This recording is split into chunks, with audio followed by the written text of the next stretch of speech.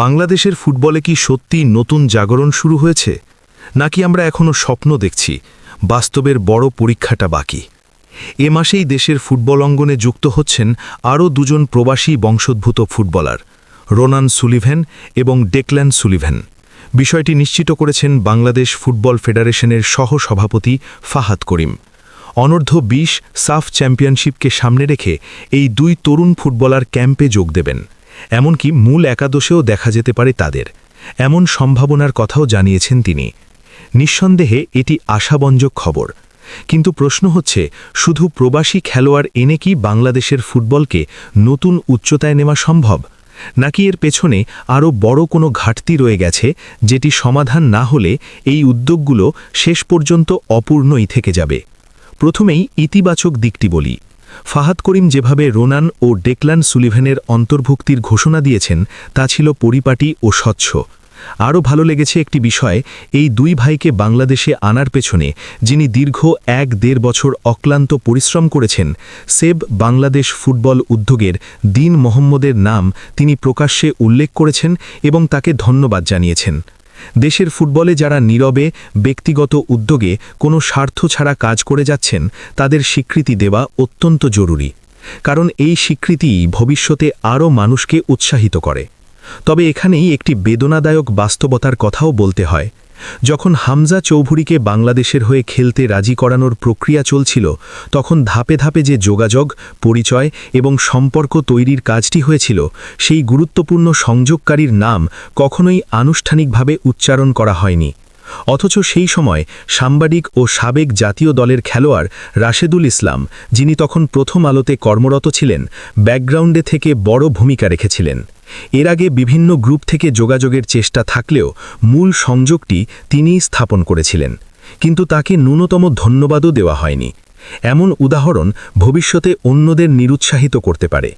দেরিতে হলেও দিন মোহাম্মদকে ধন্যবাদ দেওয়ার মধ্য দিয়ে ফেডারেশন একটি ভালো বার্তা দিয়েছে। এটাই কাম্য ছিল শুরু থেকেই। এখন আসা যাক বড় ছবিতে। গত ১-১.৫ বছরে বাংলাদেশের জাতীয় দলে প্রবাসী বংশোদ্ভূত কয়েকজন ফুটবলার যুক্ত হয়েছেন। হামজা চৌধুরী এসেছেন, সামিত শম এসেছেন, জায়ান ও ফাহমিদের মতো তরুণদেরও আমরা দেখছি। এতে করে দলের ভারসাম্য অনেকটাই বেড়েছে। আন্তর্জাতিক মহলেও বাংলাদেশের ফুটবল নিয়ে আগ্রহ তৈরি হয়েছে।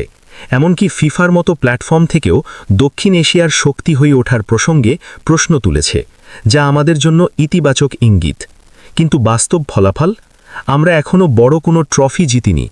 গত ১.৫ বছরে যদি সবচেয়ে আনন্দের মুহূর্ত খুঁজতে হয়, তাহলে সেটি ভারতের বিপক্ষে জয়। তবে একটি ম্যাচ জেতা আর ধারাবাহিক সাফল্য, এই দুটির মধ্যে বিশাল পার্থক্য রয়েছে। এশিয়ান কাপ বাছাই কিংবা অন্যান্য ম্যাচে আমরা এমন পরিস্থিতি দেখেছি যখন জেতা ম্যাচ ড্র হয়েছে, কিংবা ড্র করার মতো ম্যাচে হার এসেছে। প্রশ্ন উঠছে, এই ব্যর্থতার কারণ কি? খেলোয়াড়ের ঘাটতি, নাকি কৌশলগত দুর্বলতা? ফুটবল মূলত কোচের খেলা। মাঠে খেলোয়াড়রা লড়াই করে, কিন্তু তাদের পরিচালনা করেন কোচ। আধুনিক ফুটবলে কৌশল, ডেটা অ্যানালিসিস, ম্যাচ ম্যানেজমেন্ট সবকিছুই নির্ভর করে কোচিং স্টাফের দক্ষতার উপর।